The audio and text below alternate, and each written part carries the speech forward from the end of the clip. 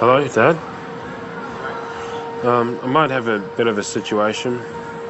You see, I met up with a girl for a date tonight, and she started getting really aggressive, and we were both drinking, and I forced her out on the balcony, and I think she might have jumped off. Dad, I didn't. This wasn't my fault. I didn't do this. I was giving her my alcohol, but she was really violent, and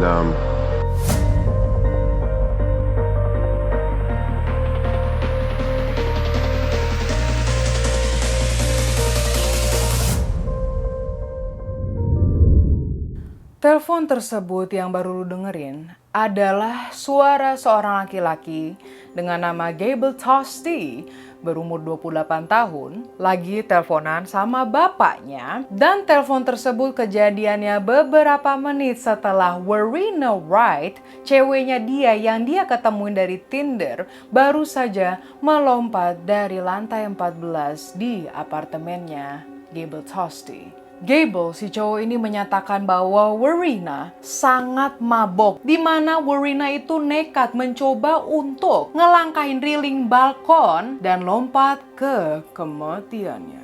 Namun polisi tidak mempercayai itu. Besok harinya juga polisi memborgol Gable Tosti. Kasus Warina Wright dan Gable Tosti ini bukan merupakan kasus Tinder yang biasa, tetapi sebuah kasus yang banyak teorinya. Untuk video ini lumayan panjang, ibaratnya lu mesti ngikutin, kalau nggak lu ikutin nanti lu bakal kebingungan sendiri, oke? Anyways, Gable bilang bahwa ceweknya itu lompat sendiri. Tetapi rekaman dari handphonenya Gable mempunyai cerita yang berbeda. Dan kehidupan di belakang seorang Gable ini membuat lu bertanya-tanya apakah dia tidak bersalah. So here's Paranormal, kasus Tinder di Australia yang sudah terpecahkan atau masih menjadi misteri. Let's go.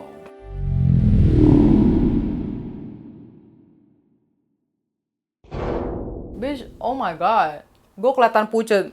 You know what? Setidaknya gue pakai lip gloss lah ya biar gak kelihatan pucet. Anyways, like I say, ini video bakal lumayan panjang. Jadi I recommend you kalau misalnya lo tiba-tiba mesti nyuci piring atau had to do something, biarin aja video gue nyalain. Jadi ibaratnya sembari lo melakukan aktivitas, lo bisa mendengarkan gue lagi ngebawa konten ini. Oke? Multitasking. Let's just get into the topic.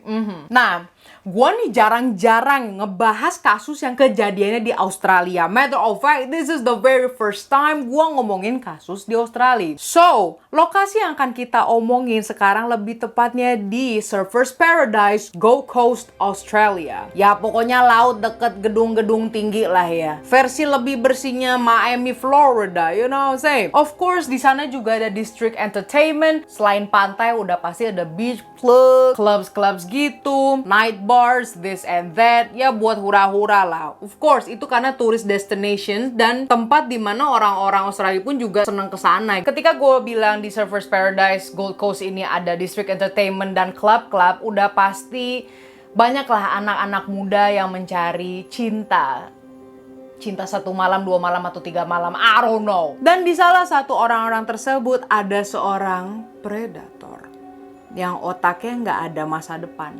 tapi cuma mau wow terus gitu. Ada yang kayak gitu. Pada bulan Agustus tahun 2014, ada seorang perempuan yang berumur 26 tahun, yaitu Warina Wright, jadi jomblo. Bukan jadi jomblo, dia nih baru aja jomblo, masih anget. Dikarenakan dia ini baru putus sama pacarnya dan mereka ini sudah menjalani hubungannya sangat lama.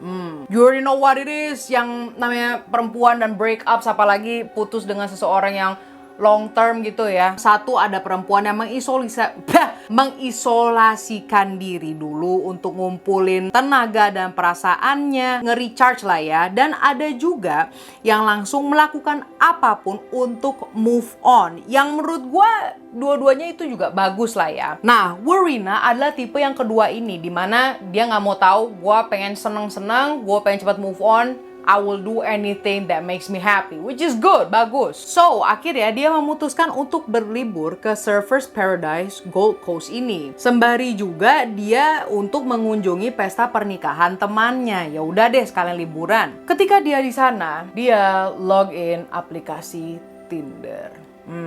Lalu ada satu profil nih yang match sama dia dan gercep banget chatnya. Seorang pria 28 tahun, yaitu si Gable ini. Tapi Gable ini bukan tipe biasanya yang disukai oleh Warina Wright. Menurut sahabatnya yang namanya Marissa, yes, namanya Marissa di sini. I know I'm everyone's best friend. Marissa mengatakan bahwa Warina itu bilang si Gable tipe-tipe yang tebar pesona dan ya kelihatan banget deh krokodilnya. Krokodilnya nggak tuh. Si Warina juga bilang bahwa si Gable ini mirip banget ya sama Sam Winchester dari TV show Supernatural. Dan Supernatural itu merupakan salah satu TV show favoritnya Warina Wright ini. Dan dia senang sama Sam Winchester. Akhirnya kayak, anjir, gue ketemu yang mirip banget nih. Nah, ya udah deh, dia coba deh untuk menjawab chatnya si Gable ini. And by the way, chatnya dari Gable kayak begini. You look delicious. Kamu kelihatan menggiurkan. Gue ngerti, mereka match. Ini langsung frontal gitu, lu menggiurkan. Sebelum Warina menjawab you look delicious itu, si Gable ngechat lagi. Gue pengen melakukan hal-hal jorok ke elu. Man, the audacity of man. Udah jelas lah ya, Warina itu kaget. Dan ini bukan suatu yang biasa baginya. Warina itu menginginkan percakapan dulu tentang apa yang lo suka, apa yang gua suka, apa yang kita nggak suka, lo kerja apa, ya kayak gitu-gitu dulu lah ya. Jadi yang dipinginin Warina tuh kayak begitu. Karena si Warina sendiri merupakan orang yang kalau ditanya tentang dia itu pasti seneng. Kenapa dia akan seneng? Karena dia ini merupakan cewek yang aktif gitu loh ya. Warina merupakan seseorang penyayang binatang dan dia itu seorang advokat dalam hak-hak binatang gitu, which I don't know what that is, okay? Suka fotografi, merupakan seniman, main video game, dan surprisingly dia nonton anime. Wow. Tapi ya udah deh, si Warina lagi pengen seneng-seneng dan akhirnya dibales juga deh tuh chatnya si Gable. Warina menjawabnya kayak gini. Dengan kamu ngomong gitu, biasanya berhasil kah? Malah dijawab gini sama Gable. Lo bisa jadi liar nggak di kasur? Astaga, nggak dijawab pertanyaan Warina, malah dibikin pertanyaan lagi. Yaudah kan dia bilang gitu kan, lo bisa jadi liar nggak di kasur? Yuk mabok bareng. Gable anaknya siapa? Coba kayak begini ajarannya. Dan Warina jawab, tolong dong jangan jadi laki-laki yang creepy. So, kalau dalam kayak begini kan konklusinya berarti Warina takut lah ya. Kayak apa sih nih, jijiin banget atau gimana? Ternyata beberapa hari kemudian percakapan tersebut berlanjutlah, di mana sekarang mereka ngobrolnya bukan di aplikasi Tinder lagi, tetapi sudah bertukar nomor telepon, langsung SMS pribadi.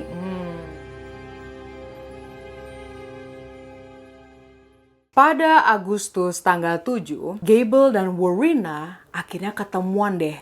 Mereka itu ketemuan di sebuah nightclub di Surfers Paradise dan CCTV pun juga nangkep mereka ketemuan pertama kalinya. Kalau lo bisa lihat di CCTV-nya, pelukannya lumayan awkward kayak shit. Dan lo bisa lihat juga si Gable ini dari CCTV kelihatannya tinggi ya. Memang dia tinggi. Dia itu tinggi 188 cm, sementara Warina dia 162 cm. Oh. Setelah mereka ketemuan, mereka akhirnya ke beer garden, tetapi kalau dilihat dari CCTV, mereka itu cuma nongkrong bentar, kayaknya nggak pesan apa-apa, terus langsung cabut. Mereka cabutlah ke Indomaret. Lah, Indomaret anjing, kenapa gue tulisnya Indomaret mentang-mentang minimarket? Ya intinya minimarket lah ya di Surfers Paradise itu, I don't know, is it 7-Eleven or like whatever Lawson. Terserah itu, leave it to your imagination. Intinya mereka ke minimarket, abis itu beli 6 pak bir. Bukan 6 krat, kalau enggak itu kembung perutnya anjir. So, 6 pak bir. Lalu mereka on the way ke apartemennya si Gable. Pada jam 8.58 menit, baru 15 menit mereka ketemuan, Warina dan Gable sudah ada di kamarnya Gable. 4 jam kemudian mereka udah habis birnya tuh yang 6 pack itu. Terus sambung minum vodka yang diracik sendiri sama Gable di dapur apartemennya. Abis itu ya mereka ceplak-ceplok, lo ngerti lah ya, gue gak mau frontal banget gitu. Lalu setelah bersetubuh, mereka foto bareng. Anjas, gila, didokumentasi dong. Nah terus Warina post fotonya abis begituan di Facebook pada jam 12.56 malam. Nah di saat yang bersamaan, Gable ngeklik tombol rekaman di HP-nya. Lalu voice record tersebut diberi judul, yaitu adalah sesi ke-24. Well dang, what the hell that is? Sesi ke-24. Dan audio yang Gable rekam itu sepanjang 3 jam 19 menit. Tetapi di menit ke-120, Warina meninggal dunia. Ntar dulu ya, gue belum lanjut dulu nih. Karena kita mesti mengenali Gable dulu, latar belakangnya dia itu seperti apa dan kayak bagaimana. Ada alasannya mengapa Gable ini tinggal di apartemen yang letaknya benar-benar di tengah Avalon, yaitu apartemen yang dekat banget sama bar dan klub-klub di Surfers Paradise. Ya dia dibilang jiwa partinya itu kayak anak kemarin sore baru kena clubbing, jadi hampir tiap hari. DJ kagak, joget kagak, tetapi ya absensi lah ke klub hampir setiap hari. Namun dia ini tujuannya bukan buat partying, bukan buat joget-joget, no. Dia itu tujuannya adalah untuk membungkus cewek. Telah diketahui, dalam kurun waktu 3 tahun, Gable telah olahraga kasur, apa ya bahasa ininya, olahraga kasur lagi, meniburi dengan 270 cewek yang berbeda. Dan dia masih sehat walafiat, nggak kena penyakit yang diawalin dengan huruf H. Nah tapi dia nih bener-bener punya buku dokumentasi gitu. Maksud gue dia bener-bener punya buku nih si Gable. Dan dia bikin tabel di mana dia akan nulis nomor 1, 2, 3, 4, 5 sampai ratusan. Di sampingnya ada nama cewek-cewek yang dia telah tidurin, beserta juga jam dan tempat mereka bertemuan dan berapa lama durasinya mereka begituan. Nggak cuma buku dokumentasi juga, dia juga ngekoleksi daftar rekaman suara di HP-nya ini dengan cewek yang dia semua tidurin. Ini udah kayak pendataan mahasiswa baru. Ya elah, ngapain sih orang kayak begini hidupnya? Saking dia sering clubbing dan telah membuat banyak wanita yang terganggu juga. Dan sudah beberapa kali dia nge-harass, melecehkan perempuan pas lagi di clubbing. Dia itu di-ban dari 3 klub di Surfers Paradise seumur hidup. Dan itu pun tidak menyadari seorang Gable. Maksud gue si Gable nih gak pernah nyadar bahwa kepribadiannya tuh jelek anjir. Umur 28 tahun kelakuan kayak begini. I'm disappointed y'all. This is when I tell you, let me tell you something, okay? Gue cut bentar. Just because he's older than you, that don't mean he's mature. So, Gable juga telah dianalisa bahwa dia itu seseorang yang tidak akan dapat mengerti manusia secara umum, dari logis sampai perasaan. Ketika udah dites psikologi, dia tuh empty, dalamnya itu kosong. Biasanya seorang individu yang kayak begitu, masa kecilnya nggak ngenakin kan. Ternyata telah diketahui juga masa kecilnya dia nggak tragis atau sedih. Bener-bener normal, orang tuanya dia baik, mengajarkan dia jadi anak yang baik, tetapi nggak tahu kenapa.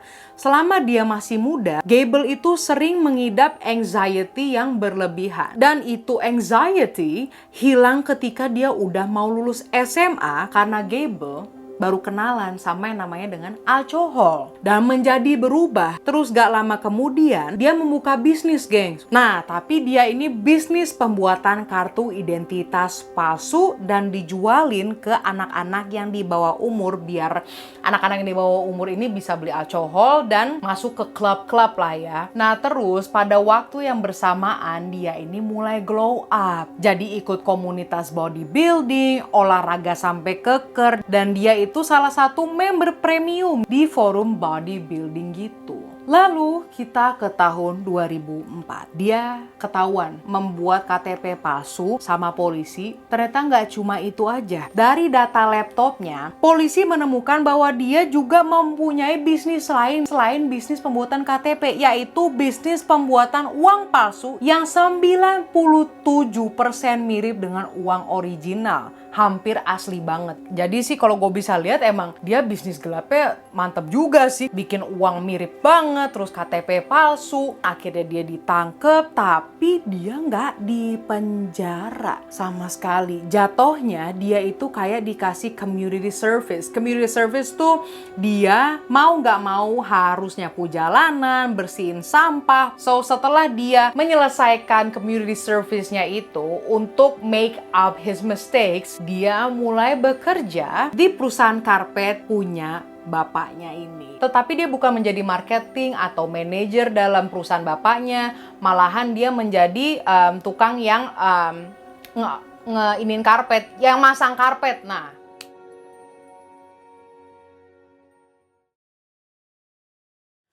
tahun 2010 akhirnya dia muncul dari permukaan lagi. Lah emangnya dari kemarin nggak muncul, Mar? Dari tahun 2004. Jadi dia itu kayak mengisolasikan diri, nggak boleh kemana-mana dulu, namanya itu mesti bersih sebersih-bersihnya, dan dia juga masih di bawah pengawasan polisi, ya itulah makanya dia baru muncul dan bebas lah ya pada tahun 2010. Dimana di tahun 2010, Gable ini ingin memulai sesuatu yang baru untuk hidupnya, tetapi dia bingung mau ngapain karena bisnis gelapnya itu udah kebuka dan kerja sama bapaknya begitu-gitu aja, dan dia pun juga gengsi untuk kontak teman-temannya dia yang zaman dulu. Akhirnya dia balik lagi deh nih ke forum bodybuildingnya dan mulai share tentang kehidupannya dia. Kayak gue clubbing di sini nih, gue clubbing di sana. Intinya dia upaya untuk mencari teman baru dan koneksi baru. Tapi lama-kelamaan updatean di forum bodybuildingnya itu bukan tentang pertemanan atau cari teman, tetapi post membanggakan diri sendiri kalau dia telah tidur dengan cewek A, cewek B, cewek C. Jadi setiap dia one night stand-an, dia share di forum tersebut kayak pakai rating lah. Kalau itu cewek jelek, kalau itu cewek cakep, gue kasih 6,5. Kayak begitulah. Oh my god, the audacity of man. Hidupnya jadi kagak jelas banget deh. Karena dia cuma kerja 4 jam doang sama bapaknya. Terus nyari cewek lagi, sharing post lagi. Sampai ada post perayaan anniversary cewek ke-100 yang dia tidurin. Dan Gable mengakui bahwa itu mengecewakan cewek yang ke-100-nya. Karena ceweknya itu jelek. Dan alasannya dia mau sama si cewek yang jelek ini karena dia mau cepet-cepet melewati angka 100 itu. My God. Gue kira apaan anjir? Tukang kue putu sekarang. Padahal gue di rumah yang berbeda gitu. So move forward pada April tahun 2013. Gable akhirnya kenal dengan aplikasi Tinder. Dia sign up dan mulai memburu perempuan. Pada Agustus 2014, dia sudah meniduri 270 perempuan. Yang tadi kayak gue bilangin lah ya. Lalu pada tanggal 1 bulan Agustus, Gable menemukan seorang wanita berambut gelap yang memikat matanya, yaitu Warina Wright. Dan Gable bilang di forumnya bahwa cewek yang dia match baruan nih, si Warina, dikasih rating 7. And yes, dia ini nulisnya sebelum mereka ketemuan. Sekarang kita balik ke timeline mereka di apartemen tadi. Pada jam 12.56, ya jam 1 kurang lah ya. Setelah Gable hit tombol voice record di HP-nya, Warina mengaku bahwa dia ini udah mabok bener. Nah, tapi si Gable sih masih aman-aman aja. Lalu, percakapannya mereka menjadi nggak jelas. Lebih tepatnya sih bukan mereka ya, tetapi si Warinanya nih nggak jelas banget. Dimana akhirnya dia mulai berteriak-teriak, ngamuk-ngamuk gitu ke Gable, lalu memukul-mukuli Gable. Pada jam setengah 2, 1.35 lah ya, Warina pengen pulang ke rumahnya. Tetapi dia nggak nemuin HP-nya. Gable bilang coba cek ke kamar mandi, coba cek ke balkon. Kamu tinggalin di situ kali. Nah, tapi si Warina itu bukannya melakukan untuk mencari HP-nya, malah tetap ngenuduh-nuduh Gable bahwa Gable itu telah mengambil HP-nya. Terus si Gable malah ketawa dan Warina tambah agresif. Pada jam 2:10, Warina mulai mukul-mukul si Gable dan ngelemparin ornamen bola-bola gitu tuh ke Gable. Nah ini nih gue kasih lihat deh fotonya biar lu bisa kebayang maksud gue kayak gimana. Lalu setelah perlakuannya Warina kayak gitu menjadi kayak agresif dan mukul-mukul Gable, si Gable mulai nggak tahan dan nge-tackle si Warina, bener-bener ngegebrukin si Warina badannya itu, dimana mukanya Warina itu dipres ke lantai dan dia bilang kayak begini, lu beruntung ya. Gua belum lempar elu dari balkon, dasar cewek jahat. Setelah Gable ngomong gitu, nih deh ada rekamannya, lu dengerin sendiri aja. Why'd you try to hit me with that? Huh?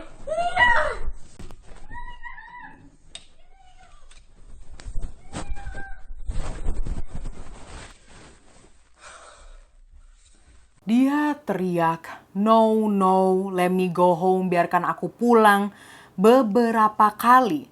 Lalu, kalau kalian dengar, setelah si Warina teriak-teriak gitu, ada suara pintu balkon yang ditutup terus dijeklek. Maksud gue dikunci. Dan setelah pintunya dikunci, lu masih bisa dengar suara Warina gitu di kejauhan.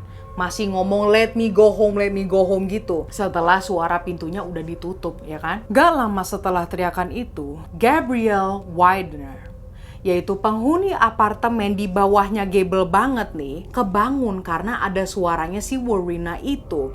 Gabriela mengatakan bahwa suara teriakan seperti itu hampir mirip dengan teriakan 2 bulan yang lalu. Nah kan, ada yang teriak-teriak gitu juga yang berasal dari kamarnya Gable 2 bulan lalu. Tetapi kali ini si tetangga keluar dari balkon untuk mengetahui ada apa sih. Dan pas keluar, dia melihat ada 2 kaki yang bergelantungan dari balkon atas. Sebelum Gabriel dapat bereaksi dan menolong perempuan yang kakinya gelantungan itu, dia lihat bahwa perempuan tersebut jatuh.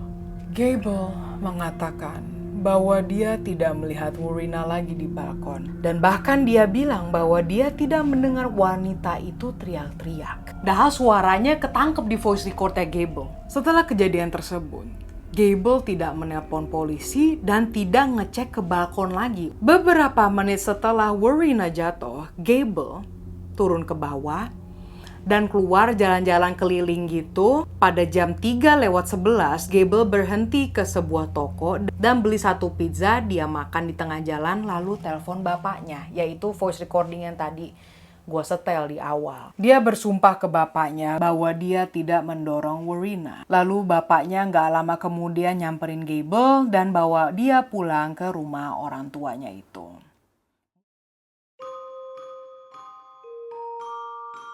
Mulai deh, berita media keluar di mana-mana. Pada opini publik, Gable itu ditemukan bersalah karena dia itu tidak ada rasa kepeduliannya dengan seorang wanita yang bergelantungan di railing balkon lantai 14 gitu ya. Bukannya ditolongin malah ya udah gue masuk lagi ke dalam. Fast forward ke tahun 2016, lebih tepatnya pada bulan Oktober tahun 2016. Pengadilan menyatakan bahwa Gable Tosti tidak bersalah.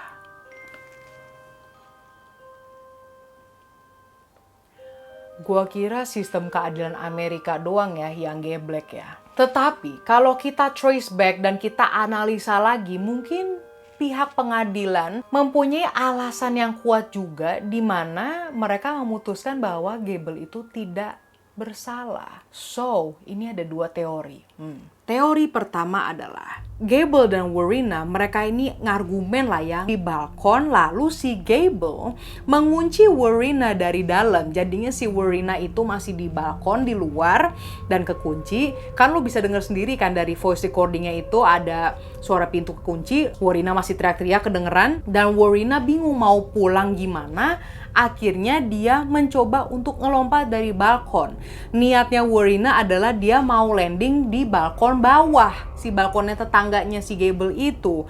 Tetapi malah jatuh dan Gable ngebiarin dia aja. Kedua, lo masih inget kan kalau dia di Tinder aja sudah kelihatan seseorang yang agresif, frontal, dan udah ada record banyak perempuan yang terganggu. Dia pun juga pernah melecehkan. Dan ada hasil dari psikologi yang telah meneliti bahwa Gable ini mempunyai emosi yang tinggi juga, di mana emosinya meledak ketika si Warina nggak berhenti mukul dia dan akhirnya Gable ngelempar Warina. Tetapi Warinanya malah masih nyangkut dan Gable biarin aja. So, gue pengen tahu opini kalian dan teori kalian dan kenapa si Gable itu dinyatakan tidak bersalah. So, do it in the comment section. Lo tau gue selalu baca comment section. Well, I guess this is it, guys. Please be careful, girls and guys. Okay, both of y'all be careful. Yang lo mau temuin dari Tinder, dari aplikasi ini itu. Well, I will see you di hari Kamis. Don't forget to like and subscribe. I will be appreciated. Dan jangan lupa follow your girls Instagram for more updates. And I love you guys. Swear I won't forget this, why do I regret this? In my mind reckless, thoughts are feeling endless. Sitting up I'm breathless, anxiety's infectious. I feel so defenseless, betrayed and embarrassed. I hate being open, I hate being broken. I feel like an ocean filled up with emotion. Anger ain't a potion, rub it on like lotion. I can feel it soaking, reopen, the scars have awoken. I can't move on till I let go. I feel so lost, never at home.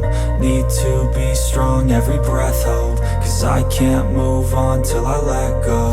I can't move on till I let go. I feel so lost, never at home.